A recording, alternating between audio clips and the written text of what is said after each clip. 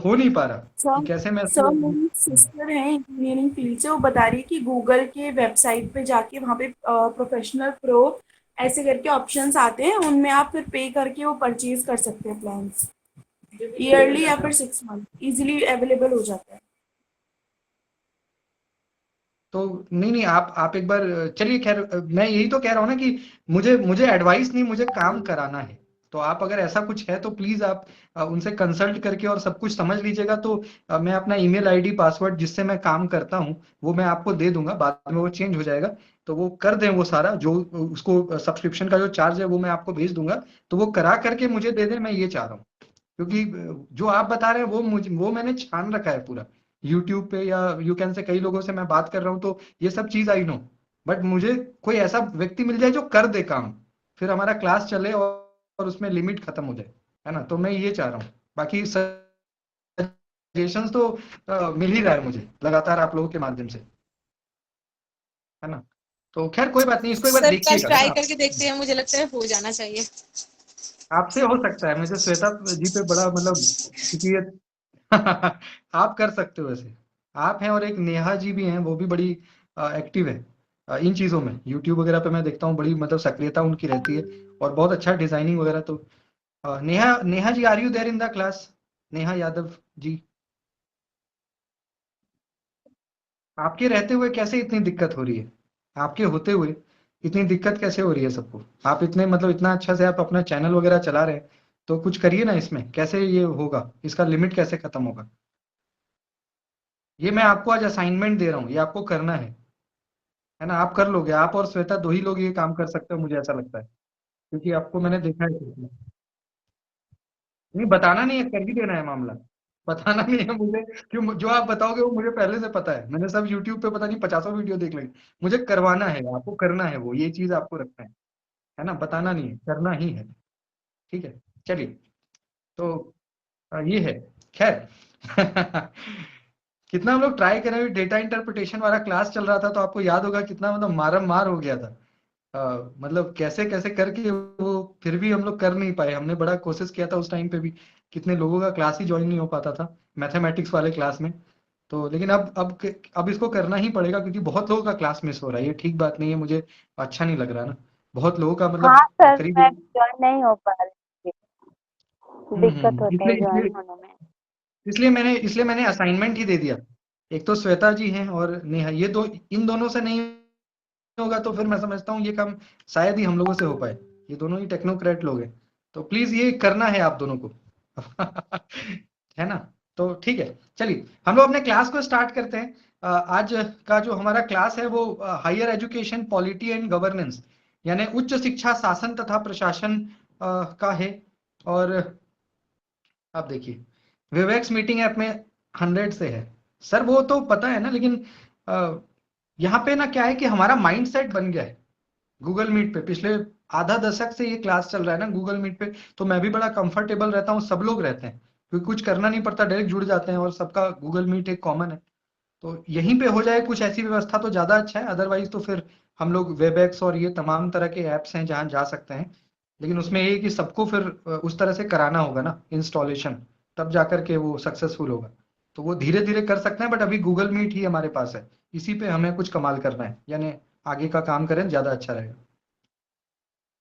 तो गाइज, जो हमारा higher education polity and governance का जो टॉपिक है, ये हमारा 10वां यूनिट है। और इससे पहले हमने पर्यावरण को पढ़ा, मानव विकास और पर्यावरण। तो उसको हमने अच्छे से बारीकी से समझा कि मानव विकास और पर्यावरण ये तीनों एक दूसरे तीसरे के लिए कैसे आवश्यक है, कितना ज्यादा जरूरी है ना, एक दूसरे तीसरे के लिए। और उसके साथ साथ जो प्रदूषण का मामला है, चाहे वो एयर पॉल्यूशन हो, नॉइज पॉल्यूशन हो, वाटर पॉल्यूशन हो, थर्मल पॉल्यूशन हो, उसके क्या क्या मेजर्स हैं, उसको कंट्रोल कैसे करना है, ये सब चीज को हमने देखा। और साथ के साथ गाइज, और भी कई सारे आयामों पे, कई सारे एस्पेक्ट्स पे जो पर्यावरण से जुड़े हुए मसले हैं, मुद्दे हैं, उस पे हमने गंभीर बात की, चर्चा की। अब मुझे लगता है कि अब हमें कुछ नया पढ़ना चाहिए। तो आज का जो टॉपिक है गाइज, वो पहले हम करेंगे हायर एजुकेशन के बारे में। हम सभी लोग यहाँ जो क्लास में अभी उपस्थित हैं, प्रेजेंट हैं, हम सभी लोग हायर एजुकेशन से जुड़े लोग हैं। हायर एजुकेशन का मतलब है गाइज, देखिए, एक तो होता है अगर आप शिक्षा को देखेंगे तो शिक्षा के अलग अलग लेवल हैं। अगर आप प्राइमरी लेवल से देखो तो primary teachers, then middle school होता है, देन हाई स्कूल होता है, देन कॉलेजेस होते हैं, देन यूनिवर्सिटी। तो पूरा शिक्षा का एक पद्धति बना हुआ है। हायर एजुकेशन का मतलब है गाइस आपका कॉलेज लेवल, यानी क्लास 12 के बाद, क्लास 12 यानी क्लास 12 के बाद का जो शिक्षा का प्रणाली है, का जो शिक्षा का व्यवस्था है, जो आपका ग्रेजुएशन, आपका मास्टर्स, पहले एमफिल था अब खत्म हो गया, अब एमए के बाद डायरेक्ट जो पीएचडी की पढ़ाई है, उसके पठन पाठन की जो पूरी प्रक्रिया है, जो टर्म्स एंड कंडीशन है, जो प्रोसेस है उसमें, तो वो सारी चीजें गाइस हायर एजुकेशन के अंदर आता है। हायर एजुकेशन के हम लोग स्टूडेंट्स हैं, सभी हम लोग इसके अध्येता छात्र हैं, तो हमें ये जानना होगा गाइस कि हायर एजुकेशन का डेवलपमेंट किस प्रकार से हुआ है। और आपको पता है गाइस कि एक परतंत्र भारत और एक स्वतंत्र भारत, यानी 1947 के भारत के पहले का जो भारत है वो परतंत्र था, यानी हम किसी पे डिपेंडेंट थे, हमारी निर्भरता किसी और के ऊपर थी, यानी ब्रिटिशर्स के ऊपर थी, तो वो परतंत्र भारत था क्योंकि हम गुलामी का जीवन जीते थे। लेकिन गाइस ब्रिटिश इंडिया के अंदर भी आप देखेंगे तो कई सारे व्यापक बदलाव देखने को मिले। आज आप भारत के कई सारे विश्वविद्यालयों में जाएंगे, चाहे कलकत्ता विश्वविद्यालय से लेकर के मद्रास विश्वविद्यालय और मद्रास से लेकर के बॉम्बे विश्वविद्यालय, यानी ये जो 3 बड़े बड़े यूनिवर्सिटीज हैं, भारत के 3 स्तंभ हैं और भारत के 3 विभिन्न राज्यों में हैं, महत्वपूर्ण स्टेट्स में है। एक कलकत्ता यानी ईस्ट में, मद्रास यानी साउथ में और मुंबई यानी वेस्ट में। 4 डायरेक्शन है, 4 में से 3 डायरेक्शन यानी 3 दिशाओं में ब्रिटिश सल्तनत, ब्रिटिश के हुकूमत सरकार ने बड़े बड़े विश्वविद्यालयों की स्थापना की। करीब 1850 के आसपास, 1857 के आसपास ये स्टैब्लिशमेंट हुआ ताकि हायर एजुकेशन का प्रमोशन हो सके। क्योंकि इस प्राइमरी क्लास, मिडिल क्लास यानी स्कूल लेवल तक तो चलो ठीक ठाक चल रहा है, क्योंकि वो तो देखो प्रारंभिक शिक्षा है ना, वो तो आवश्यक है, वो तो लिटरेसी रेट सरकार को दिखाना है। आपको पता है ना कि भारत में साक्षर कौन है? जिसको अपना नाम लिखने आता है, कुछ रीडिंग करने आता है और मान लीजिए सिग्नेचर करना आता है। ये 2-3 चीज अगर आपको आता है यानी you are literate according to the government of India. तो क्योंकि भारत की सरकार को, भारत की हुकूमत को साक्षरता का दर बढ़ता हुआ दिखाना है, इसलिए प्राइमरी स्कूल काफी ज्यादा सेटअप होता है, उसमें व्यवस्थाएं बनती हैं, रिक्रूटमेंट होता है, उसमें तमाम तरह की सुविधाएं दी जाती हैं ताकि कम से कम बच्चा 5 क्लास तक तो पढ़े, 5 क्लास तक तो पढ़े, उसके बाद जो होगा देखा जाएगा।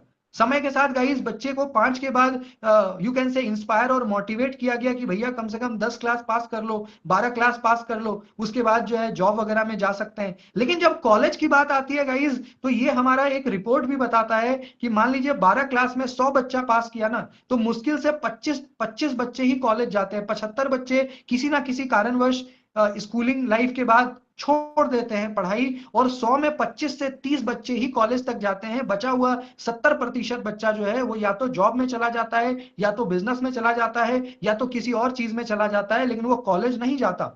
ये रिपोर्ट आज से 5 साल पहले की है। टाइम्स ऑफ इंडिया और तमाम तरह के जो अनुसंधान के क्षेत्र और संस्थान है, उन्होंने जब उच्च शिक्षा पे रिसर्च किया, नंबर ऑफ एनरोलमेंट पे, यानी एनरोलमेंट का रेशियो, जो हमारा अनुपात है एडमिशन का, एनरोलमेंट का भारत के कॉलेजेस में, विश्वविद्यालयों में, तो ये पाया गया कि 12 क्लास के बाद तो मुश्किल से 25 से 30% बच्चा ही कॉलेज जाता है। जिस वजह से आपने देखा है गाइस कि भारत के अंदर अगर कुछ विश्वविद्यालयों को छोड़ दिया जाए तो ज्यादातर विश्वविद्यालय में यानी बैठने की व्यवस्था भी नहीं है।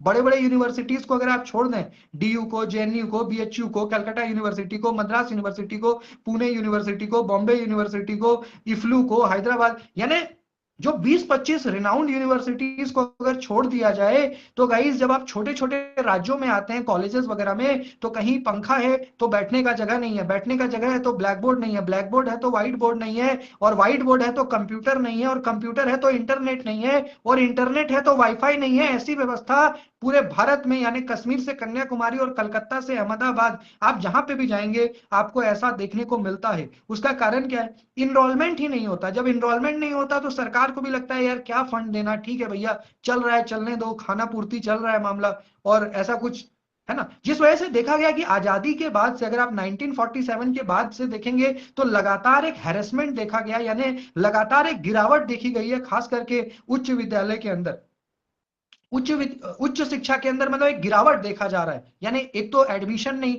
दूसरा गाइस बच्चा मान लीजिए एडमिशन ले भी लेता है अगर कॉलेजेस में, देखो 12 तक तो उसको डर है, पहले 10th में बोर्ड होता था, अभी अब हट गया ना, नई शिक्षा नीति में अब 10th में बोर्ड का एग्जाम नहीं होगा। एक दौर था जब हम सभी लोग उस व्यवस्था में पढ़े हुए लोग हैं, तो आप जानते होंगे कि क्लास 10th का एग्जाम कितना इंपॉर्टेंट होता था। पेरेंट्स से लेकर, आपका पड़ोसी से लेकर और पूरा शहर इस चीज के लिए इंतजार करता था कि फलाना का बच्चा 10th क्लास में है, उसका रिजल्ट आने वाला है। हो सकता है आपको नहीं पता कि जी आपका रिजल्ट का, लेकिन आपका पड़ोसी को पता होता था। यानी 10th का एग्जाम कितना बड़ा एक हाइप क्रिएट किया जाता था, वो हमसे आपसे छिपा नहीं है। एक समय यानी 10th का एग्जाम बहुत बड़ा एग्जाम होता था, आपके जीवन की पहली अग्नि परीक्षा होती थी, और पूरा समाज, पूरा गांव, पूरा मोहल्ला, पूरा राज्य मतलब उसका इंतजार करता था, पूछता था कितना परसेंट आया क्या। 12th में बोर्ड था तो बच्चे डर से ही सही पढ़ते थे कि पढ़ेंगे नहीं तो फेल हो जाएंगे। तो एक व्यवस्था बनी हुई थी, 10th में एग्जाम है, 12th में एग्जाम है। लेकिन जब आप कॉलेज लेवल पे जाते थे तो ऐसा कुछ नहीं था। यानी कॉलेज लेवल पे कोई पूछने नहीं आता कि भैया फर्स्ट ईयर में कितना मार्क्स लाए, सेकंड में, ठीक है भाई मैं ग्रेजुएट हूं, कहानी खत्म। अब आप फर्स्ट डिवीजन है चाहे सेकंड डिवीजन है, उससे कोई किसी, मास्टर्स मतलब विरले ही करते थे लोग, पीएचडी 0.25% लोग करते थे। अब जाकर के थोड़ा स्थिति अच्छा हुआ है। अभी भी भारत के अंदर यानी अगर टोटल स्टूडेंट्स को आप देखेंगे, यानी में मान लीजिए कि अगर 100 बच्चा 12 पास करता है तो पीएचडी तक एक बच्चा पहुंचता है। आप सोच लीजिए 1:100 का रेशियो है। आज भी 2023 में भी अगर आप डेटा देखेंगे तो अगर 100 बच्चा क्लास 12 पास करता है तो मुश्किल से 1 से 1.5 यानी 1 से 2 मान लीजिए अधिकतम बच्चे पीएचडी तक पहुंचते हैं, बाकी 98 बच्चे पहले ही ड्रॉप आउट हो जाते हैं। उसका कारण जो भी रहे, उसका कारण पारिवारिक उद्योग हो, फैमिली का बिजनेस हो, चाहे फैमिली का गरीबी हो, चाहे शादी हो, विवाह हो, या जो भी हो। लेकिन अगर आप रिपोर्ट्स की मैं बात कर रहा हूं, वो रिपोर्ट ये बताता है, जो एक बड़ा ही नदारद, बड़ा ही चिंताजनक ये स्थिति उत्पन्न करता है। क्योंकि गाइज आज देखिए भारत सरकार विश्व गुरु बनने की बात कर रहा है, और भारत किसी जमाने में अगर गुरु था, अगर आप वैदिक काल में जाएंगे, वो 500 से पहले का जो एडी था, जब भारत को विश्व गुरु मतलब गुरुओं के लिए माना जाता था, ज्ञान, यू कैन से भारत केंद्र था, ज्ञान का, नॉलेज का, फिलोसफी का, है ना, केंद्र था। लेकिन गाइस समय के साथ अब हम क्या हो गए, अब तो हम खुद शिष्य हो चुके हैं। शिष्य से भी बदतर स्थिति है। क्यों? क्योंकि जो हमारा टॉप 1000 यानी जो रैंकिंग आता है ना, अभी आ गया मौसम, अब आएगा रैंकिंग, टाइम्स नाउ और सबका रैंकिंग वगैरह वर्ल्ड का, तो उसमें गाइस टॉप 500 में भी भारत का कोई विश्वविद्यालय नहीं होता। मतलब डीयू जेएनयू तो छोड़ दीजिए, आईआईटीज भी नहीं होता। आईआईटी आपका रुड़की से लेकर आईआईटी मुंबई से लेकर आईआईटी कानपुर, आईआईटी बीचू, कुछ कोई नहीं होता। टॉप 500 में ये स्थिति है। अब आप सोच लीजिए, तो कहां से आप गुरु बनिएगा? अब तो आपका शिष्य का भी स्थिति नहीं रहा। कारण क्या है कि हायर एजुकेशन में बच्चे इंटरेस्ट ही नहीं दिखाते। इंटरेस्ट क्यों नहीं दिखाते? स्कोप नहीं है। मान लीजिए पैसा लगता है, बहुत तरह की बात है, तो पेरेंट्स को भी लगता है ठीक है भाई क्लास 12 पास हो गया ना, चलो रेलवे का तैयारी में लग जाओ, एसएससी का तैयारी में लग जाओ, दुकान खोल लो, ये करो, पढ़ के क्या करोगे, मतलब वैसी अपॉर्चुनिटीज। इस वजह से गाइस हायर एजुकेशन में बहुत हैरेस देखने को मिला। लेकिन अब मान लीजिए कि मैं आपको बताऊं, ये तो हो गया कि एक पुरातन समय से मैंने आपको परतंत्र भारत और स्वतंत्र भारत, यानी जब आप परतंत्र भारत में जाएंगे ना, ब्रिटिश गवर्नमेंट की, अभी मैं आज आपको बहुत सारी पॉलिसीज अभी बतानी है मेरे को, करीब 40-45 पॉलिसीज मैं आपको बताऊंगा। तो ब्रिटिश गवर्नमेंट का जब आप पद्धति और उसका शासन को देखेंगे तो उस समय जो हायर एजुकेशन था बहुत अच्छा था। यानी गाइस ब्रिटिश जो सरकार थी वो तो उच्च शिक्षा के लिए ही ज्यादा काम करती थी। आज भी आप गाइस भारत दर्शन करेंगे, भारत का भ्रमण करेंगे और हायर एजुकेशन को देखेंगे तो आप पाएंगे कि ब्रिटिश के द्वारा बनाया गया संस्था है ज्यादातर। आप जाइए ना कलकत्ता विश्वविद्यालय, आज भी आप देखोगे पूरा ब्रिटिश का सेटअप है। मद्रास जाइए, बॉम्बे जाइए, इलाहाबाद विश्वविद्यालय, आपका दिल्ली विश्वविद्यालय, उसका भी 1922 में स्थापना है, डीयू का, वो भी ब्रिटिश का ही पूरा मॉडल है। इलाहाबाद विश्वविद्यालय की स्थापना बहरहाल बाद में हुई, लेकिन वही है, प्रेरणा वही से मिला है।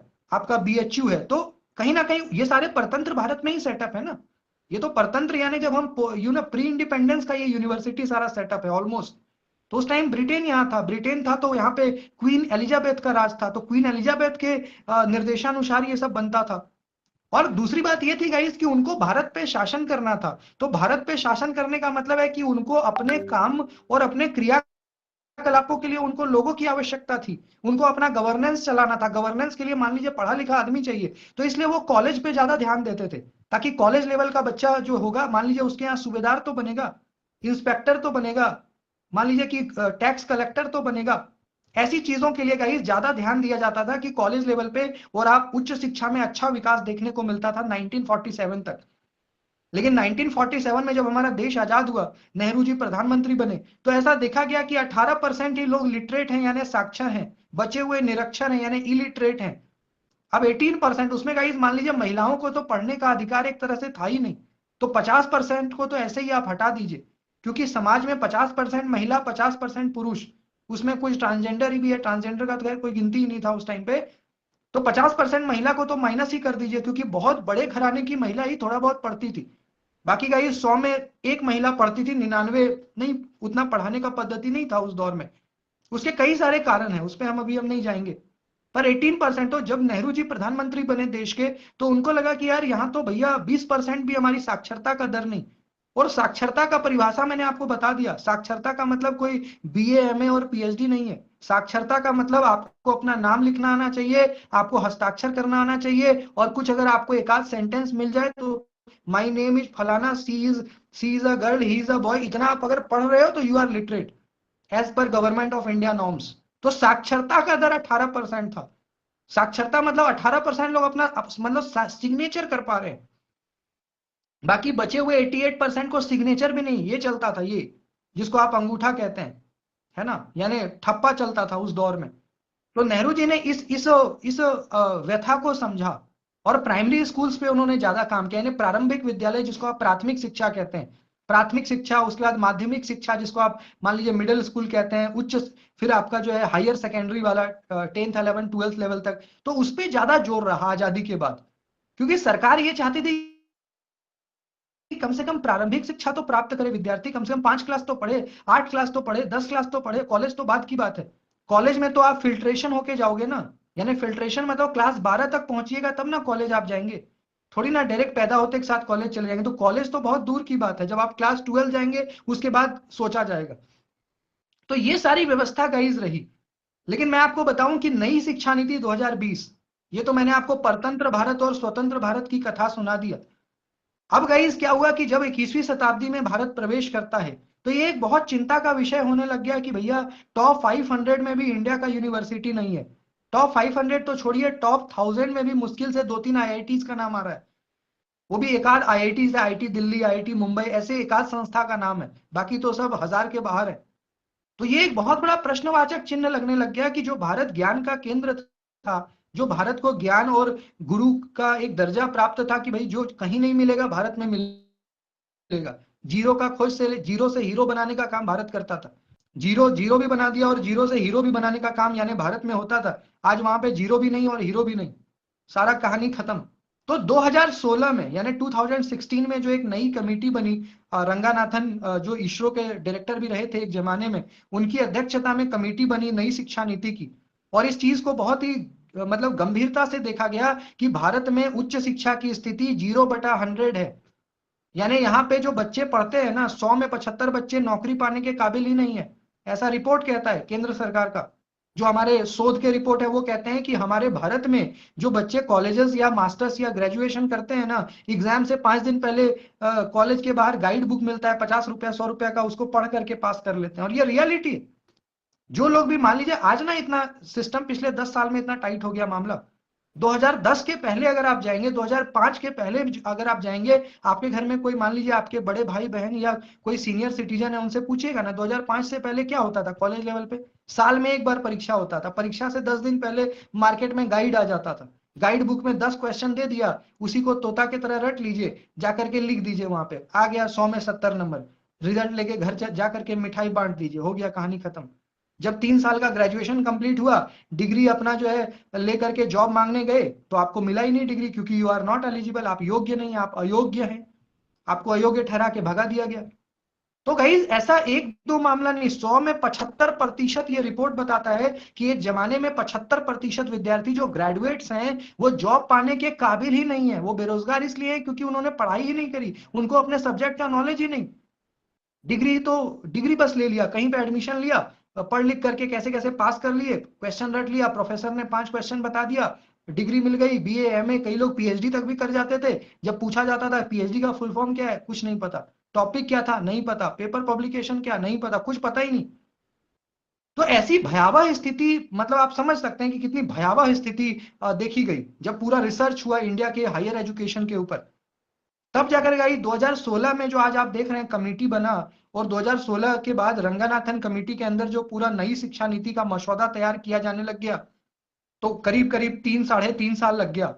इसरो यानी इंडियन स्पेस रिसर्च ऑर्गेनाइजेशन, जो आज आप देख रहे हैं कि चंद्रयान और आदित्ययान जो भेज रहा है सूर्य और चंद्रमा के ऊपर, तो इसरो तो भारत का बहुत बड़ा संस्था है, स्पेस रिसर्च ऑर्गेनाइजेशन। तो उसके जो डायरेक्टर हैं उनको इसी का चीफ बनाया गया।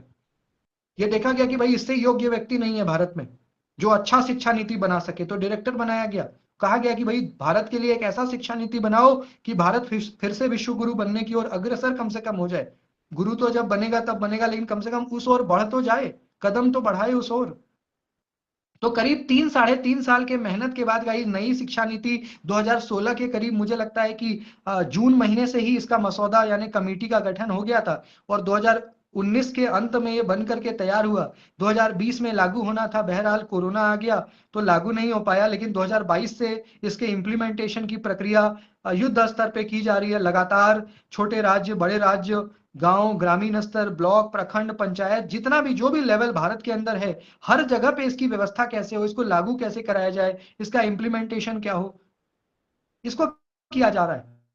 बहरहाल नई शिक्षा नीति की अगर हम बात करेंगे इस, तो नई शिक्षा नीति का एक बहुत ही अम्ब्रेला टर्म है, क्योंकि नई शिक्षा नीति के अंदर अगर आप देखेंगे ना, तो हायर एजुकेशन यानी उच्च शिक्षा, क्योंकि गाइस हम लोग सभी लोग हायर एजुकेशन के विद्यार्थी हैं, तो मैं उच्च शिक्षा को ही केंद्र बना रहा हूं। तो पहली बार ये देखिए, भारत में ये तीसरी शिक्षा नीति है। पहली शिक्षा नीति 1968 में, दूसरा 1986 में, और तीसरा 2020 में। ये तीसरी शिक्षा नीति भारत के अंदर आई है। और ये तीसरी शिक्षा नीति गाइस, ये अगर तीनों शिक्षा नीति की बात करें, पहला जब आया था तो उस टाइम पे लाल बहादुर शास्त्री प्रधानमंत्री थे देश के, उसके बाद आया तो राजीव गांधी थे, अब आया तो मोदी जी हैं। 3 अलग अलग रीजन्स में आया, उसके अलग अलग मायने थे। देश की जब जो जरूरत थी उस हिसाब से शिक्षा नीति बनी। एक समय पे ब्लैक बोर्ड का चलता था, एक समय इग्नू था, बहुत तरह की चीजें थी, क्योंकि भारत की स्थिति बदली। अब भारत की इकोनॉमी अलग है, भारत की सोच अलग है, भारत की जनता का सोचने का नजरिया अलग है। तो जैसी जैसी स्थिति परिस्थिति बनती है वैसा नीति बनता है। अब भारत मान लीजिए कि बहुत, अगर आप आजादी और अभी का कंपेयर करेंगे, पिछले 75 सालों में भारत बहुत आगे बढ़ा है, शिक्षा के दृष्टिकोण से, टेक्नोलॉजी के दृष्टिकोण से, बिजनेस के दृष्टिकोण से, इकोनॉमी के दृष्टिकोण से, साइंस एंड इन्वेंशन के दृष्टिकोण से, एक्सप्लोरेशन, यानी हर एक मामले में हम बहुत आगे आए हैं, यानी 100 कदम भी आगे आ गए। ऐसे में हमें यह देखना होगा कि क्या क्या जरूरत है। तो अब मैं बताऊं, ये पहली शिक्षा नीति है जिसने उच्च शिक्षा पे कई सारे व्यापक बदलाव लाने का काम किया है। और आने वाले दिनों में गाइस आप देखेंगे कि ज्यादा नहीं, 10 साल आप रुक जाइए, यानी 2022 से इसका इंप्लीमेंटेशन स्टार्ट हुआ है, और 2030 तक आप देखिएगा कि उच्च शिक्षा में ड्रेस्टिक चेंजेस आने जा रहे हैं, ड्रेस्टिक, व्यापक बदलाव।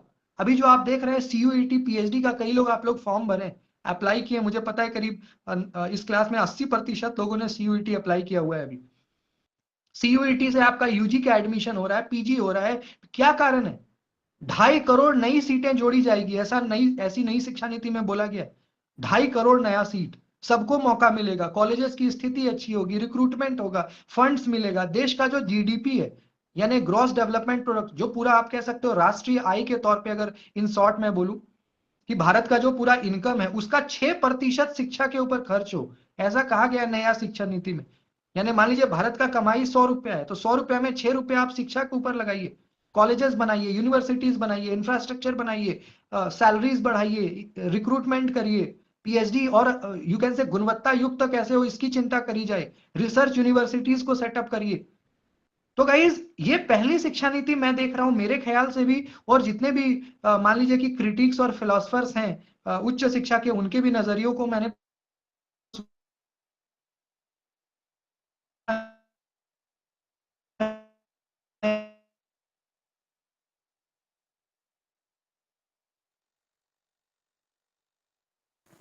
You are not audible. Sir आपका वॉइस ब्रेक हो रहा नेटवर्क है। इशू। Voice break. अब आ रही है मेरी आवाज? Yes sir. ओके ओके, कहां तक सुना था आपने? कहां से कट रहा था आवाज? कहां तक मतलब आ सर रहा आपने था? बताया था जो ओके ओके फिलोसफर्स के नजरिए में भी जो 2020 की जो शिक्षा नीति हुई। हम्म। हाँ, तो मैं ये बता रहा था गाइस कि सिर्फ मेरे अकॉर्डिंग ही नहीं, यानी जितने बड़े बड़े फिलोसफर्स हैं, विद्वान हैं, जो क्रिटिक्स हैं, उनके भी अकॉर्डिंग गाइस मैं आपको बताऊं कि नया शिक्षा नीति जो हमारी न्यू एजुकेशन पॉलिसी 2020 आई है, इससे व्यापक बदलाव देखने को मिलेगा। और गाइस मैं आपको बताऊं, ये जो 4 साल का ग्रेजुएशन आया है, ये क्यों आया है? आप खुद सोचिए इसके पीछे क्या लॉजिक है। वैसे तो बहुत सारे लॉजिक्स हैं, लेकिन एक लॉजिक ये भी है कि भैया 3 साल का ग्रेजुएशन करने के बाद आप 10 बार सोचते थे कि यार मास्टर्स भी कर लें क्या, या यूजी के बाद बहुत तरह का अपॉर्चुनिटी है, चलो कॉम्पिटिटिव की तैयारी करते हैं, बड़े बड़े कंपटीशन, बैंक से लेकर एसएससी से लेकर रेलवे से लेकर यूपीएससी तक की परीक्षा ग्रेजुएशन लेवल पे ही होती थी। तो लोगों को लगता था यार क्या झूठ का मास्टर्स वगैरह करना बिना मतलब का। तो सरकार को ये लगा यार यूजी के बाद तो बच्चे एमए में जाते ही नहीं, मैक्सिमम बच्चे ड्रॉप कर देते हैं, उनको लगता है यार बिना मतलब के मास्टर्स करके होगा क्या। तो यूजी करो और साल भर 1 साल कोचिंग वगैरह करके तैयारी करो, कहीं पे जॉब ले लो और अपना पैसा कमाओ, आगे बढ़ो लाइफ में, पढ़ के क्या करोगे। तो ये भी एक कारण है गाइस कि यूजी आपका 4 साल का हो गया, यानी जिसमें गाइस आपको मास्टर्स अब 1 साल का हो गया ना। तो यूजी 4 साल का करने के बाद आपको ऐसे भी लगेगा कि यार मास्टर्स 1 साल का ही हो जाए, है ना। तो मान लीजिए गाइस कि आप 4 साल का ग्रेजुएशन कर लिए, तो आपको लगेगा यार मास्टर्स 1 साल का ही तो है, चलो कर लेते हैं। तो मेंटेलिटी बदलेगी। अभी तक क्या था कि 3 साल के बाद 2 साल का आपको ग्रेजुएशन था, लगता था यार फिर से मास्टर्स के लिए 2 साल देना होगा, आपका यूजी है। तो यूजी तो सब लोग करेंगे ना, जो एडमिशन ले लिए वो तो छोड़ेंगे नहीं, 4 साल पढ़ोगे ही, फिर आपको लगेगा यार जब 4 साल पढ़ ही लिए तो मास्टर्स ले ही लो, 1 साल का है। तो इतना तो तय है गाइस कि आने समय वाले समय में लोग मास्टर्स बहुत आयत मास्टर्स करेंगे और अपॉर्चुनिटीज आएगी। मैं आपको बताऊं गाइस कि रिसर्च यूनिवर्सिटी की परिकल्पना भारत सरकार ने किया है। कई सारे केंद्रीय संस्थान हैं जिसको अब डायरेक्ट रिसर्च यूनिवर्सिटी, यानी वहां पे मास्टर्स की पढ़ाई होगी ही नहीं, ग्रेजुएशन होगा ही नहीं, डायरेक्ट पीएचडी होगा। अभी तक भारत में शायद ही ऐसा कोई संस्था है जहां पे सिर्फ पीएचडी की पढ़ाई होती है, मास्टर्स होता है यूजी, वहां पीएचडी की भी। लेकिन गाइस भारत सरकार का ये मानना है कि हमारे यहाँ पे जो रिसर्च की गुणवत्ता है वो बहुत मतलब पुअर क्वालिटी की है। लोग रिसर्च अच्छे से मन लगा के नहीं करते, बस कर लेते हैं क्योंकि उनको डिग्री चाहिए, आगे नौकरी चाहिए, तो कर लेते हैं। एक होता है मन मन से करना, एक होता है भाई डिग्री का काम है कर लो, कैसे करके निपटाओ इसको। तो क्या इसकी क्वालिटी नहीं आ पाती, आप रिसर्च नहीं कर पाते, देश दुनिया को राष्ट्र को कुछ नया नहीं दे पाते, तो फिर उसका कोई फायदा आगे है तो कूड़ा से ज्यादा उसका कोई महत्व मतलब सरकार के लिए नहीं रहता। बाकी आपको डॉक्टरेट की डिग्री मिल जाती है तो आप अपने नाम के आगे डीआर डॉट लिख सकते हैं, समाज और देश को उसका कोई काम नहीं होता। तो इन सभी चीजों को देखते हुए रिसर्च यूनिवर्सिटी का परिकल्पना है। अभी आने वाले 2-4 सालों में आप देखेंगे कि भारत के अंदर ऐसे कई सारे रिसर्च यूनिवर्सिटी का सेटअप हो जाएगा, तो जहां सिर्फ पीएचडी की पढ़ाई होगी, पीएचडी माने सिर्फ अनुसंधान। अभी पीएचडी में सीटें भी तो कम होती हैं, कहीं पे 2 सीट आ रहा है, कहीं तो लोगों को, स्टूडेंट्स को लगता फिर है से यार ब्रेक हो कौन। रही है सर आपकी वॉइस। क्या मेरी वॉइस ब्रेक हो रही है? Am I sir not? आपकी आवाज ठीक नहीं आ रही। हाँ, या सब बीच बीच में आवाज ब्रेक हो रहा है, आवाज नहीं आ रहा है। एक सेकंड में फिर से आ रहा हूँ क्लास में, just wait just wait.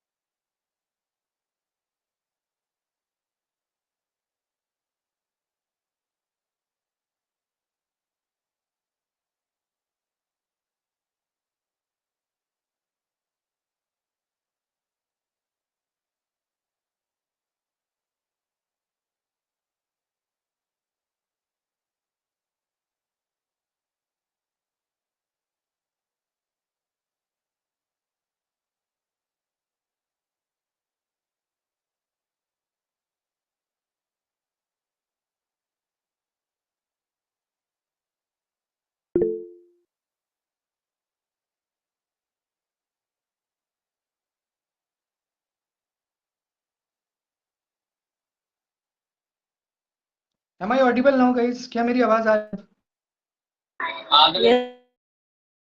Yes sir. Okay. ठीक है। हो सकता है कभी कभी नेटवर्क का पता नहीं कोई इतना इशू क्यों होता है, कभी कभी हो जाता है ना। खैर, तो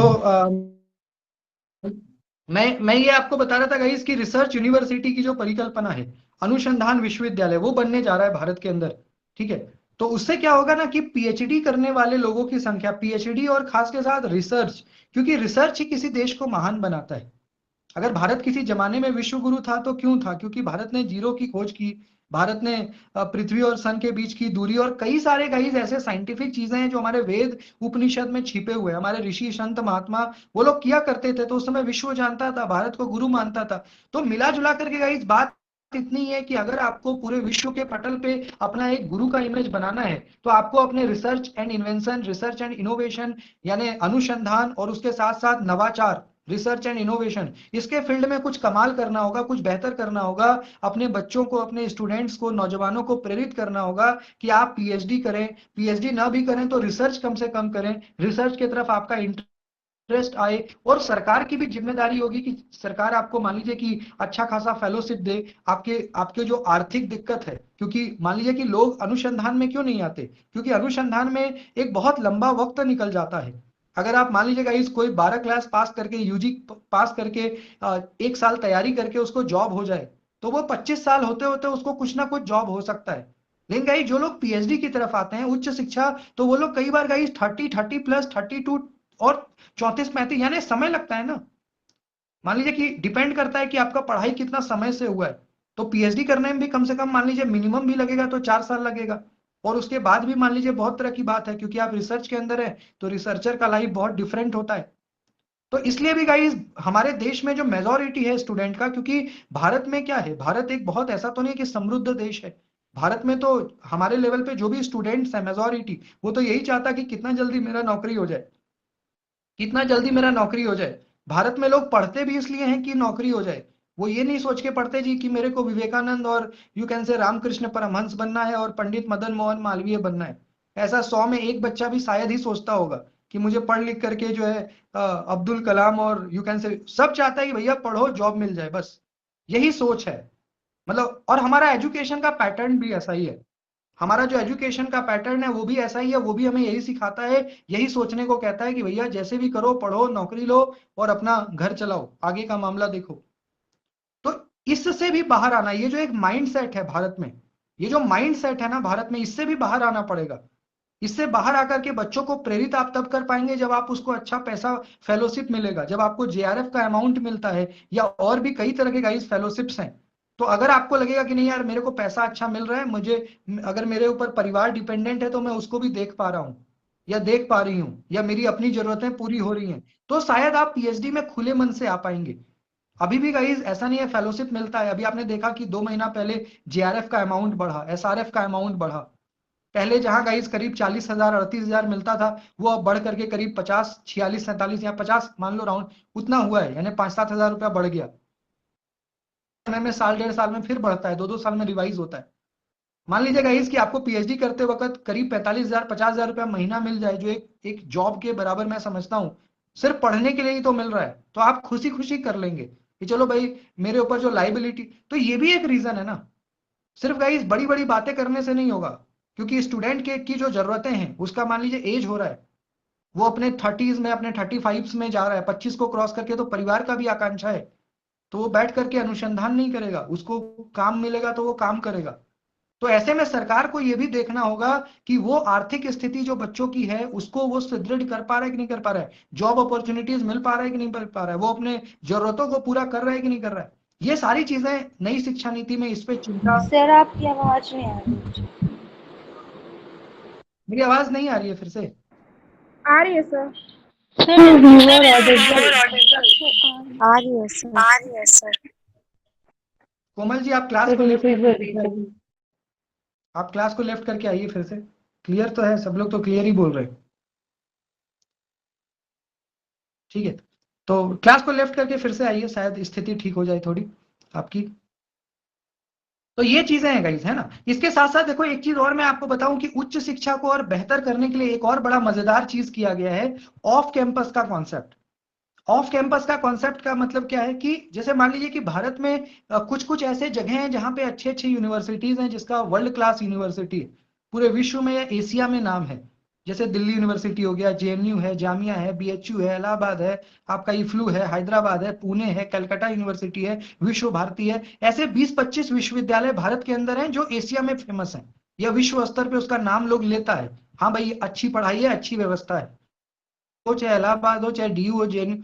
तो एनईपी में ये कहा गया कि जो ऐसे विश्वविद्यालय हैं जिसका नाम बहुत है, जिसके पास अच्छी व्यवस्थाएं हैं, जिसके पास अच्छा फैकल्टी है, जिसके पास अच्छा इंफ्रास्ट्रक्चर है, रिसर्च है, इनोवेशन, वो गाइज उनको जिम्मेदारी दी गई कि भैया आप जाकर के गांव देहात में, यानी रूरल एरिया में, मार्जिनलाइज्ड एरिया में जाके अपना ऑफ कैंपस खोलिए, अपना ऑफ कैंपस सेटअप करिए। जैसे मान लीजिए कि डीयू है या जेएनयू है, तो जेएनयू में पढ़ने के लिए तो आपको दिल्ली जाना पड़ेगा ना, जिया सराय जाना पड़ेगा, जहां पे जेएनयू को की स्थापित है, वहां जाके। अब मान लीजिए कि जेएनयू आपके जिला में आकर के एक ऑफ कैंपस अपना खोल दे, तो हमारे लिए कितना अच्छा हो जाएगा। मान लीजिए बिहार का किसी गरीब जिला में आकर के खोल दे, झारखंड में किसी गरीब जिला, पिछड़ा जिला में आकर के जेएनयू का एक ऑफ कैंपस खुल जाए, और दिल्ली से फैकल्टी आने लग जाए वहां पढ़ाने। या मान लीजिए डीयू अपना ऑफ कैंपस बंगाल के किसी पिछड़ा जिला में, यानी बैकवर्ड डिस्ट्रिक्ट में खोल दे, और वहां से फैकल्टी आने, तो कितनी अच्छी बात हो जाएगी। डिग्री भी आपको डीयू का मिल रहा है बंगाल में, यू कैन से, है ना। मान लीजिए कि किसी भी क्षेत्र में आप हैं, आसनसोल में हैं, या मान लीजिए कि झारखंड में हैं, बिहार बिहार में हैं, तो ये बात है। तो ऐसा हो भी रहा है अभी, क्योंकि कोरोना था तो प्रक्रिया थोड़ी धीमी थी, लेकिन अब धीरे धीरे प्रक्रिया तेज हो रही है। और आपको आने वाले दिनों में ऐसा सुनने को मिलेगा कि आपके राज्य में किसी, मान लीजिए पिछड़े, खास करके जो पिछड़ा इलाका है, क्योंकि राज्य में कोई भी राज्य हो, चाहे झारखंड हो, बिहार हो, उड़ीसा हो, पश्चिम बंगाल हो, मणिपुर हो, मेघालय हो, त्रिपुरा हो, अगर या जो भी राज्य हैं, असम हो, तो उसमें कुछ कुछ जिले तो ऐसे हैं जो बड़े एडवांस होते हैं, कुछ जिले पिछड़े हैं। तो पिछड़ा जो जिला है, जहां एजुकेशन का ई भी नहीं पहुंचा ठीक से, जहां लोग अभी भी गरीब हैं, जहां लोगों के पास अभी भी सोचने समझने की ताकत क्षमता नहीं है, वहां पे वो ऑफ कैंपस खोलो जाकर के एकदम कोर एरिया में, और वहां के लोगों को अवेयर करो, वहां शिक्षित करो। तो ऐसी इस व्यवस्था पे भी काम हो रहा है, ऑफ कैंपस पे। कितना बड़ा आइडिया है। तो नई शिक्षा नीति गाइज, मैं कहूं कि बहुत ही महत्वाकांक्षी, बड़ा ही एम्बिशियस एक प्रोजेक्ट है भारत सरकार का, केंद्र सरकार का, जिसमें बहुत तरह की सोच है, बहुत बड़ा आयाम है, बहुत बड़ा सपना है। भारत को विश्व गुरु बनाने का, भारत को ताकतवर बनाने का, भारत को समृद्ध बनाने का, भारत को ज्ञानवान बनाने का, भारत को आगे बढ़ाने का, भारत को प्रोग्रेसिव बनाने का, और भारत को विश्व के पटल पे कैसे फिर से स्थापित किया जाए, फिर से भारत को लोग समाधान के लिए, अनुसंधान के लिए, नए ज्ञान के लिए, नवाचार के लिए, और ऐसी जितनी भी चीजें हैं जहां से कुछ नयापन झलके, कुछ science and exploration, invention, discoveries, तो ऐसा फिर से भारत में हो। इसके लिए गाइस लगातार प्रयत्न किए जा रहे हैं, और एनईपी के माध्यम से ये होगा। और मैं आपको बताऊं कि हायर एजुकेशन में जब इतने सारे चेंजेस आएंगे, सरकार इस पे ध्यान देगा, तो हम सब लोग जो अभी बॉर्डर पे खड़े हैं, बॉर्डर पे इसलिए हैं क्योंकि आप सब लोग नेट की तैयारी कर रहे हैं, सब लोग उच्च शिक्षा में एंट्री लेने का प्रयत्न और प्रयास कर रहे हैं। ऐसे में आने वाला भविष्य सभी का बड़ा ही बढ़िया होगा, सुंदर होगा और सुदृढ़ होगा। क्योंकि उच्च शिक्षा में मान लीजिए कि इतना व्यापक बदलाव है, तो लोगों की भी तो जरूरत पड़ेगी। बिना इंसान के थोड़ी ना सक्सेसफुल होगा ये सब। तो हम जितने भी लोग हैं उनको काफी सारा काम मिलेगा, नया नया प्रोजेक्ट मिलेगा, भविष्य अच्छा होगा। तो ये कहीं ना कहीं गाइज हमारे लिए बड़ा हितकर है। पहले उच्च शिक्षा में लोग आने से डरते थे, आना ही नहीं चाहते थे, क्योंकि अपॉर्चुनिटीज नहीं थी, बहुत ब्लैंक था। बड़े बड़े जगहों को छोड़ दिया जाए तो छोटे जगहों पे तो अपॉर्चुनिटीज ना के बराबर थी। तो लोग स्कूल में पढ़ाना बेहतर समझते थे, लेकिन कॉलेज में नहीं आना चाहते थे, क्योंकि कॉलेज में बड़ा स्ट्रगल था ना। लेकिन गाइस अब समय बदल रहा है, अब समय कई काफी जगहों पे बदल चुका है, और कई जगहों पे बदल रहा है। तो आने वाले समय में लोग जैसे स्कूल जॉब्स के लिए बड़े एक्टिवली पार्टिसिपेट करते हैं, आप सब लोग नेट की तैयारी करते हैं, पास में पैसा है, थोड़ा पारिवारिक रूप से स्ट्रांग है, तो बीएड भी साथ के साथ कर रहे हैं बहुत लोग। क्यों? क्योंकि भैया स्कूल में वैकेंसीज वगैरह ज्यादा होती है, तो अपॉर्चुनिटी ज्यादा है। अगर इधर थोड़ा देर हुआ तो कहीं स्कूल में पकड़ लेंगे, नौकरी मिल गया तो। कॉलेजेस में बड़े फिल्टर होके बच्चे आते थे कि भाई ठीक है, कोई मान लीजिए एकेडमिक्स में बहुत इंटरेस्ट है, तभी ठीक है नेट जेआरएफ वगैरह करेंगे, पीएचडी करेंगे, वरना जॉब सेंट्रिक होते हैं लोग। तो अब गाइस कहीं ना कहीं हम कह सकते हैं कि उच्च शिक्षा में जो अपॉर्चुनिटीज आने वाला है ना, अगले 5-10 सालों में वो देखते ही बनेगा। क्योंकि पहली बार आजादी के बाद मैं कहूं कि पूरे इंडिपेंडेंस के बाद ये भारत में पहली ऐसी शिक्षा नीति है जो इतने सारे आयामों को लेकर के, इतने सारे एस्पेक्ट, इतने सारे पहलू और इतने सारे अपॉर्चुनिटीज, इतना नवाचार, infrastructure, vacancies, job, salary hike और तमाम चीजें वो लेकर के आ रही है, जिससे छात्रों का तो भविष्य उज्जवल होगा ही, जो प्रोफेसर्स हैं या जो इससे जुड़े व्यक्ति हैं उन लोगों का भी एक अच्छा भविष्य, एक सुंदर भविष्य होगा और अपॉर्चुनिटीज लेकर के आएगा। तो ये गाइज मैंने आज आपको आज के क्लास में पूरा उच्च शिक्षा का एक बेसिक, एक फंडामेंटल बता दिया है ना। यानी परतंत्र भारत से लेकर और स्वतंत्र भारत तक क्या क्या स्थिति रही। 1800 यानी 1757 में आप जाइएगा तो ब्रिटेन ने हमारे को कॉलोनी बनाया, बैटल ऑफ वेंडी वॉस के बाद। वेंडी वॉस है ना, वेंडी वॉस हुआ था फ्रांस और ब्रिटेन के बीच 1757 के आसपास। तो उसमें ब्रिटेन जीत गया, फ्रांस हार गया, तो 1757 में हम उसके गुलाम हो गए। तो 1757 के बाद ब्रिटेन का कॉलोनी आया। उसके बाद ब्रिटेन को भी तो भारत पे शासन करना था ना, तो मूर्खों पे थोड़ी ना शासन कर पाओगे, कुछ को तो पढ़ाओगे ना। और ब्रिटेन तो थोड़ा उसका सोच भी अलग था। ब्रिटेन का जब तक शासन भारत पे रहा तो कुछ चीजें गलत हुई लेकिन कुछ चीजें अच्छी भी हुई। अगर आप अच्छी चीजें, जैसे आज आप देखिए रेलवे का जो नेटवर्क आप देख रहे हैं, किसका देन है? ब्रिटेन का ही देन है। ब्रिटेन ने जो भी इंफ्रास्ट्रक्चर उस दौर में बनाया, आप देखिए वैसा ही है। हावड़ा ब्रिज देख लीजिए जाकर के, आप दिल्ली का राजीव चौक देख लो, सीपी जिसको आप कनॉट प्लेस बोलते हो, आप कलकत्ता यूनिवर्सिटी जाकर के देख लीजिए, मुंबई यूनिवर्सिटी। यानी ब्रिटेन ने जो काम किया बड़ा मजबूत किया। आज उसके गए हुए या उसको बनाए हुए 100 साल से ज्यादा हो गया है, लेकिन आज भी वो वैसा ही खड़ा है जैसा आज से 200 साल पहले था। तो उन्होंने जो काम किया मजबूत किया। रेलवे का नेटवर्क आप देख लीजिए, शिक्षा का, और आज भी हमारे यहाँ हायर एजुकेशन में जो भी संवैधानिक नियम है, हमारे जो भी सिलेबस वगैरह चलते हैं, आज भी हम उसी को फॉलो कर रहे हैं। अब तो चलो नई शिक्षा नीति में बदल रहा है ना, बहुत कुछ बदल गया, लेकिन अब तक तो हम वही फॉलो कर रहे थे ना, जो उनके द्वारा बनाया गया सिलेबस था, उनके द्वारा जो बनाया गया करिकुलम था, स्ट्रक्चर था, वो सब हम उसी को फॉलो कर रहे थे अब तक। तो 1757 से लेकर के और 1800 तक तो चला मामला, लेकिन 1800 के बाद यानी जब Lord William Bentinck British governor के जनरल बने, लॉर्ड विलियम बेंटिक यानी ब्रिटिश का जब वो जनरल बना, और उस टाइम पे लॉर्ड मैकाले भारत आया करीब 1833 के दशक में, तो उनके आने के बाद से भारत में बहुत व्यापक चेंज हुआ। यानी एजुकेशन सिस्टम के अगर हम पर्सपेक्टिव से देखें तो, यानी अगर हम शैक्षणिक परिदृश्य यानी शैक्षणिक दृष्टिकोण से देखें तो लॉर्ड मैकाले जब 1830-32 में भारत आया और लॉर्ड विलियम बेंटिक के साथ मिल करके उन्होंने जो बहुत सारी नीतियां बनाई और इंग्लिश का कंपल्सन कर दिया, इंग्लिश को कंपलसरी करके, और बहुत तरह की चीजें ऐसी हुई जिस वजह से आज आप देखते हैं कि इंग्लिश का इतना मोनोपोली हुआ, Sanskrit is a dead language और बहुत तरह की बातें। फिर कॉलेजेस वगैरह का सेटअप हुआ, डाउनवर्ड फिल्ट्रेशन थियरी आया, समाज के कुछ विशेष वर्गों को शिक्षा दिया गया, इंग्लिश सिखाया गया ताकि वो जाकर के डाउन ट्रोडन क्लास को इंग्लिश सिखा पाए, ताकि उनका रूलिंग अच्छा से चल पाए। तो बहुत तरह की बातें हैं, इस पे तो विस्तार से हम लोग एक एक करके सारी पॉलिसीज को मुझे आपको पढ़ाना है, चाहे वो लॉर्ड मैकाले हो, चाहे वो लॉर्ड विलियम बेंटिक हो, चाहे वो चार्टर एक्ट हो, चाहे वो आपका यशपाल कमेटी हो, काकोदकर कमेटी हो, या आपका कोठारी कमीशन हो। ऐसे सारे ही जो 40-50 कमीशंस हमारे एग्जाम के दृष्टिकोण से महत्वपूर्ण है, वो सभी मुझे आपको पढ़ाना है। आज का क्लास इंट्रोडक्टरी क्लास था। आज के क्लास में मुझे एक छतरी बनानी थी, जिस छतरी के नीचे हमें आने वाले एक हफ्ते तक हायर एजुकेशन पढ़ना है। तो आज इस छतरी में मैंने आपको सब कुछ बताया कि हम क्या पढ़ेंगे, हायर एजुकेशन में हमारे को क्या पढ़ना है, क्या सिलेबस है, क्या कंटेंट है। तो आज जो जो मैंने बताया इसी को अब हम डिफाइन करते चलेंगे, सारे कमीशन से लेकर के जितने भी गवर्नेंस की पॉलिसीज है, जो भी एडमिनिस्ट्रेशन आया, जो भी मेजर्स लिए गए, जितने भी सुधार हुए, जो प्रॉब्लम्स हैं, और आने वाले समय में क्या दृष्टिकोण है, क्या क्या क्या विजन है भारत सरकार का, केंद्र सरकार का उच्च शिक्षा को लेकर के, उन सभी के बारे में हम लोग यू कैन से एक अम्ब्रेला डिस्कशन, एक तरंग चर्चा हम लोग करेंगे, हर तरह से बातें करेंगे। आज के क्लास में इतना ही। आज हमने बहुत सारे आयामों पे, बहुत सारे एस्पेक्ट्स पे बहुत खुलकर अपने विचारों को रखा, बात किया, अपनी आप बीती सुनाई। तो that's all for today's class. बाकी आपको कोई डाउट है, कुछ दिक्कत, समस्या, दुविधा, परेशानी है, प्लीज आप बताएं। मेरे तरफ से इतना ही। फिर कल से मैं आपको बिल्कुल टॉपिक वाइज कराना स्टार्ट करूंगा, यानी जो कमीशन से लेकर के और सारी यूनिवर्सिटीज और सब कुछ। ठीक है, तो आप बताएं, कोई डाउट है, कुछ आपको पूछना है तो प्लीज पूछें। जो मैंने बताया ये समझ में आ गया आपको? Yes, sir. Yes, sir. Yes. Yes, sir. हम्म तो कुछ प्रीवियस ईयर क्वेश्चन करें क्या? आप लोगों के शरीर में जान है, मतलब कर सकते हैं कुछ? हम लोग 5-10 मिनट क्वेश्चन यस करने सर। का। बहुत जान है, कर सकते हैं, बिल्कुल जान है, यस अभी कर सर। सकते हैं।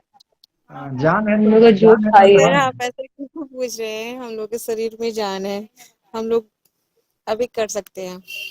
हम्म, जान है तो जहान है, इसलिए हाँ गाइस सर। क्योंकि मैं तो भैया लगातार बोलने वाला व्यक्ति हूँ, तो मुझे तो कोई दिक्कत नहीं है, लेकिन आप लोग का भी तो ख्याल मुझे रखना पड़ेगा ना। आप हैं तो हम हैं, तो आपका रहना बड़ा जरूरी है, तो इसलिए आपकी चिंता मुझे करनी पड़ती है।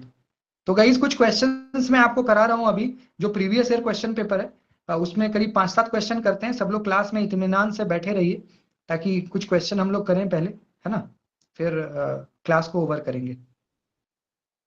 चलिए, पहला क्वेश्चन गाइस आपके स्क्रीन पे अभी जस्ट मैंने पढ़ाया है लास्ट क्लास में, कि which of the following was not an issue to be addressed under millennium development goal, यानी सहस्त्रवादी विकास लक्ष्य आप सबने पढ़ा है। बताइए गाइस, ये 4 ऑप्शन में कौन सा ऐसा ऑप्शन है जो आपको मिलेनियम डेवलपमेंट गोल में मैंने नहीं पढ़ाया या उसमें नहीं मेंशन्ड है? बताइए, बता ह्यूमन सकते हैं? Rights. Human rights. Human rights. सब लोग बताइए। ह्यूमन राइट्स, ह्यूमन राइट्स, ठीक। Human rights. ह्यूमन मानव राइट्स। अधिकार। बहुत बढ़िया, बहुत बढ़िया। यानी गाइस आपको याद होगा इन्फेंट मोर्टेलिटी रेट, शिशु मृत्यु दर, ये तो था। पर्यावरण की सततता, समर्थन, ये भी था। प्राइमरी एजुकेशन तो ऑब्वियस सी बात है, रहेगा ही रहेगा, लेकिन मानव अधिकार जैसा कोई चीज हमारे को देखने को नहीं मिला, तो सी इज द करेक्ट आंसर, यानी ये एमडीजी में हमें नहीं मिला था। दूसरा, यहाँ गाइस आप देख सकते हैं पहले कॉलम में आपको 4 यू कैन से इनिशिएटिव है ऑनलाइन एडुकेशन का। आप सब लोग क्योंकि कॉलेज यूनिवर्सिटी जाने वाले लोग हैं, सब लोग जानते हैं स्वयं क्या होता है, स्वयं प्रभा क्या होता है, ई पीजी पाठशाला क्या होता है, ई यंत्र क्या होता है। दूसरे कॉलम में गाइस सबका डेफिनेशन एक एक लाइन, दो दो लाइन में लिखा हुआ है, आपको मैच करना है। जैसे देख सकते हैं आप, देखिए किसी एक को पकड़ो, सारा पकड़ में आ जाएगा। किसी एक को पकड़ो बस, कोई एक को आपको समझ में आना है। जैसे फिर स्वयं प्रभा के ऑप्शन बारे में 3। मैंने क्या बताया था, याद है? एक का तीसरा सर, एक का तीसरा है। ए का तीसरा है स्वयं का, to watch high quality educational programme. नहीं, ए का तीसरा क्यों होगा? ए का तीसरा सर होगा। बी का तीसरा होगा। बी का तीसरा स्वयं प्रभा का है सर, सर डीटीएच। स्वयं प्रभा का होगा। बी ऑप्शन बी होगा इसका, is the correct answer. Sir option D. Four B मैं थ्री। आपको option is correct. Option C sir. Sir option मैं सी होगा, क्योंकि सर 1 का बी 2 होना चाहिए ना, टू गेट फ्री बुक्स। हाँ, सी का 4। ऑनलाइन और कोर्सेज। बी का क्या होगा? स्वयं प्रभा का क्या होगा? स्वयं प्रभा का सर थर्ड होगा। 4 बी का फोर होगा बी का सर, तीन। सी फोर का होगा 3 ऑनलाइन। फोर फर्स्ट होगा। होगा 24/7। हाँ, सर ये ईपीजी पाठशाला में होता है ऑनलाइन स्वयं प्रभा, स्वयं का देखिए, फोर्थ चलिए होगा। ठीक है। Option number B. देखिए मेरी बात को समझिए अब, ठीक है, मैं समझ गया, मैं समझा रहा हूँ आपको। गाइस जो स्वयं है ना, आपको पता होना चाहिए गाइस कि स्वयं अपना कोर्स भी चलाता है। आप में से जितने भी लोग हैं चाहें तो स्वयं पे सर्टिफिकेट कोर्स कर सकते हैं, ये पता है कि नहीं? स्वयं के माध्यम से डिप्लोमा और सर्टिफिकेट कोर्स होता है, आप में से कई जानते होंगे, नहीं किए होंगे तो स्वयं गाइस क्या करता है, कोर्स चलाता है जिसमें आपको क्रेडिट मिलता है, to earn credit through online courses, यानी ए का 4 होगा। चलो इसको भी हटा दो गाइस। स्वयं प्रभा तो मैंने आपको कितनी बार बोला हुआ है कि स्वयं प्रभा, जैसे मान लीजिए हमारे आपके यहाँ पे डीटीएच का केबल आता है ना, जैसे हमारे यहाँ डिश टीवी आता है, तमाम चीजें, तो उसमें क्या होता है, चैनल वगैरह आता है ना 24x7।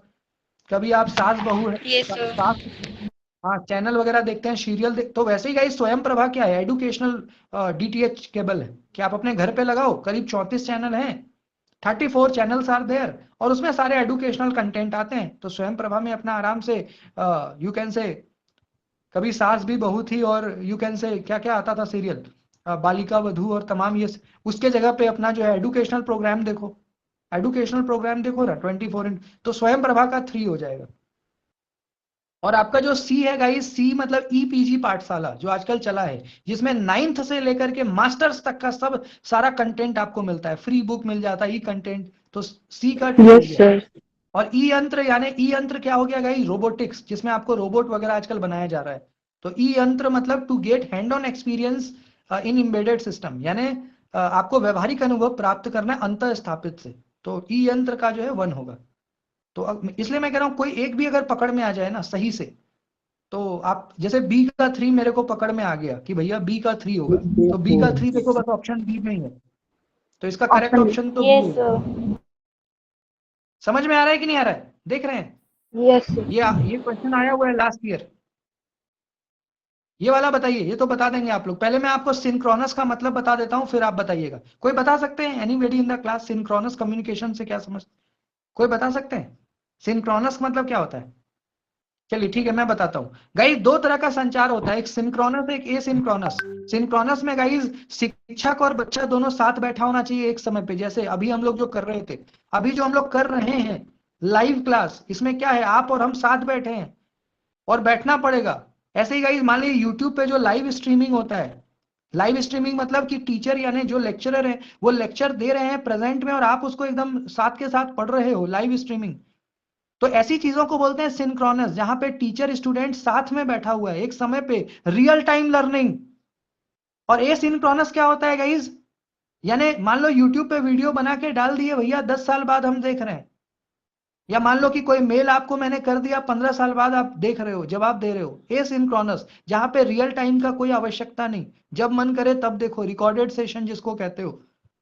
तो सिंक्रोनस मतलब रियल टाइम, एक समय पे टीचर स्टूडेंट दोनों होना चाहिए। और एसिंक्रोनस यानी आगे में ए लगा दोगे तो क्या हो जाएगा, असमकालिक का मतलब जहां पे आपको लाइव होने की जरूरत नहीं, चीजें आपको रिकॉर्डिंग में मिल जाएगा, जब मन करे तब सुनो, जब मन करे तब देखो। तो बताइए सिंक्रोनस कम्युनिकेशन के अंदर इस 5 में क्या क्या लग रहा है, कौन कौन है जो सिंक्रोनस के अंदर है, अब तो बता सकते हैं। ABC और वीडियो ABC चैट, आभासी कक्षा, audio conferencing. Video ABC। Chat, virtual classroom, audio conference. बहुत बढ़िया, बहुत बढ़िया। क्योंकि गाइज जो आपका इलेक्ट्रॉनिक, जो आपका मेल है गाइज, मान लो मैं आपको अभी मेल करूंगा, तो भैया जब आपको समय मिलेगा तब ना आप देखिएगा, फिर देख करके जवाब आपको देने का मन करेगा तो आप देंगे, नहीं तो नहीं भी देंगे, क्या कर लूंगा मैं। या कोई मेल तो ऐसे ही होता है, फॉर्मल है ना वो, तो मेल तो भैया रियल टाइम नहीं होता जी, तो ये तो कट गया। विकीज तो हर जगह अवेलेबल है ना, विकीपीडिया, सुबह शाम दोपहर रात जब मन करे तब उसका सर्विस लो, क्या दिक्कत है। लेकिन वीडियो चैट ये तो लाइव है, वर्चुअल क्लासरूम लाइव है, ऑडियो कॉन्फ्रेंसिंग आपको रहना पड़ेगा मौजूद। तो ABC सिंक्रोनस। और अगर अभी यहाँ पे ए सिंक्रोनस पूछता तो क्या आंसर देते, विकीज और इलेक्ट्रॉनिक मेल। तो नोट भी करते रहिएगा कॉपी में जहां आपको लगे कुछ इंपॉर्टेंट है तो। एक और क्वेश्चन है, ये बताइए, सस्टेनेबल डेवलपमेंट गोल सबको पढ़ाया था ना, कोई बता सकते हैं कितने सस्टेनेबल डेवलपमेंट गोल होते हैं इन नंबर्स, कितनी संख्या है टोटल गोल की SDG के अंदर? 17 सर 17, 16, ठीक है, 17। 17 ओके। तो बताइए गाइस कि इसमें से कौन, ये 5 ऑप्शन आपको दिख रहा है ना, इस 5 में बताओ कि कौन सा SDG का गोल है, इन 5 में से कौन कौन SDG के अंदर आता है, ये आप बताएं। फिर वही बोल रहा हूँ, किसी एक को पकड़ोगे तो सब पकड़ में आ जाएगा। जो SDG के अंदर जो 17 में से गोल्स हैं, जैसे पहला इंडस्ट्री इनोवेशन है, दूसरा हायर एजुकेशन है, तीसरा इनइक्वालिटी कम करना, चौथा पार्टनरशिप, ये तो जरूर होगा, पार्टनरशिप वाला तो सभी में था, टू अचीव गोल्स, पांचवा क्लीन एयर। बताइए यस सर। किसी एक को पकड़ोगे तो आ जाएगा पकड़ में, जैसे डी वाला तो खैर होना ही चाहिए, इसके अलावा बस देखो BCDE ए वाला भी है, मुझे लगता है इंडस्ट्री इनोवेशन भी था। सर A, तो C और D लगता है हमको, मतलब इंडस्ट्रियल रिवोल्यूशन भी था, और सर क्या कहते हैं, रिड्यूस इनइक्वालिटी भी था, और पार्टनरशिप टू अचीव गोल भी था। ओके सर हाँ, ACD क्योंकि बी तो नहीं था सभी के लिए उच्च शिक्षा, ऐसा कुछ भी नहीं था, क्योंकि भैया जहां तो प्राथमिक शिक्षा पे आफत है, तो उच्च शिक्षा सबको कहां से मिलेगा। तो ये तो नहीं था उच्च शिक्षा, पहले तो प्राथमिक शिक्षा दोगे तब ना उच्च शिक्षा आएगा, तो बी तो कट गया। तो बी जैसे ही कटा गाइज, आपका ऑप्शन नंबर ए भी कट गया, सी कट गया, डी कट गया, बचा B. B for Bombay is the correct answer, यानी ऑप्शन ए, ऑप्शन सी और ऑप्शन डी, ये आपका सस्टेनेबल डेवलपमेंट गोल के अंदर यानी लक्ष्य के तौर पे हमारे को पूरा करना है। ठीक है, आ रहा है ना समझ सभी को, घबराना नहीं है। Yes sir. एक और बड़ा इंटरेस्टिंग ये गाइस, चलो IQ का क्वेश्चन है, ये कोई नॉलेज का जरूरत नहीं, IQ का क्वेश्चन, देखते हैं कौन बता पाता है। पहला देखो, पहला असर्शन है, जिसको आप कहते हो ना कथन और सत्य। तो पहला क्या है, असर्शन, जिसमें कह रहा है कि total number of mobile user in India is increasing rapidly, यानी भारत में मोबाइल प्रयोगकर्ताओं की संख्या तेजी से बढ़ रही है, बिल्कुल बढ़ रही है, इसमें कोई दुमत नहीं है। बढ़ रहा है कि नहीं बढ़ रहा है, आप खुद सोचो कि मोबाइल यूजर बढ़ ही रहे हैं भारत में। तो इसका रीजन दे रहा है, इसका तर्क दे रहा है कि the cost of the mobile is decreasing, क्योंकि भैया दिन ब दिन मोबाइल का कीमत गिर रहा है, कम हो रहा है। यही कारण है कि अब हर तरह का आदमी मोबाइल रखता है। पहले मोबाइल बड़ा महंगा होता था, सबके बस की बात नहीं थी। अब तो क्या हुआ, जब से चाइना आया है तो चाइनीज मोबाइल तो 500-500 रुपए में भी मिलने लग गया था एक टाइम पे। 500, 400, 700 सबने खरीदा। अभी तो चलो फिर भी लोग अब कैपेबल हैं खरीदने को। तो बताइए गाइस कि इन दोनों में कौन सा करेक्ट है, और करेक्ट है तो कौन रीजन भी करेक्ट है। ये आप ऑप्शन देख सकते हो, बताओ कौन रीजन ठीक होगा। सर ए नंबर सही लग रहा है। सब लोग पढ़ें, सब लोग पढ़ें। ये सही है सर। एक सर तो सही ऑप्शन है। ए, ऑप्शन ए। सभी लोग पढ़ें, बताइए क्या होना चाहिए। ये सही है सर। हम्म, ये सही है, ठीक है, I agree. Both A and R are correct and R is the correct explanation of A. ठीक है, ठीक है, ओके। ये बताइए गाइस, ये बता दो, एक और बता दो, कॉपी पेन पे सॉल्व करके बताइए।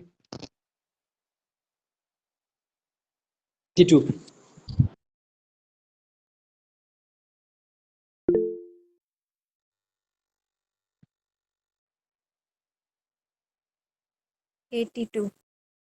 हम्म, 82 कैसे बताइए, तरीका बताइए। 8, 16, 24, 33. ये से 8 की टेबल होगी, डिफरेंस करें।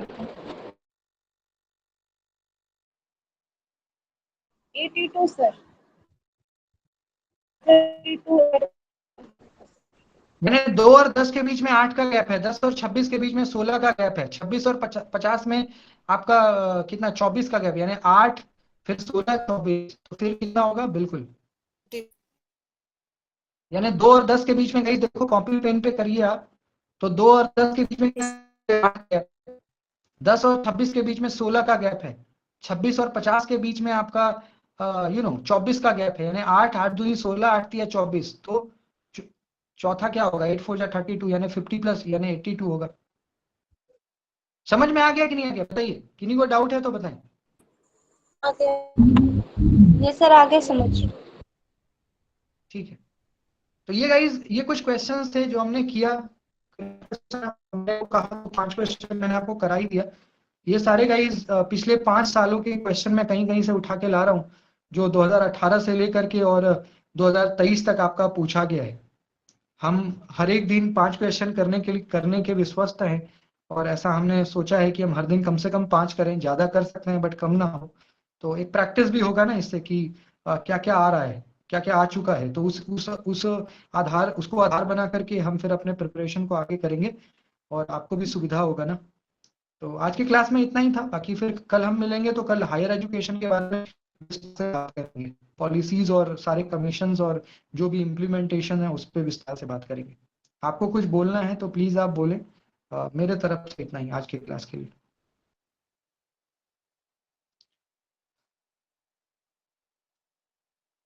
हम्म।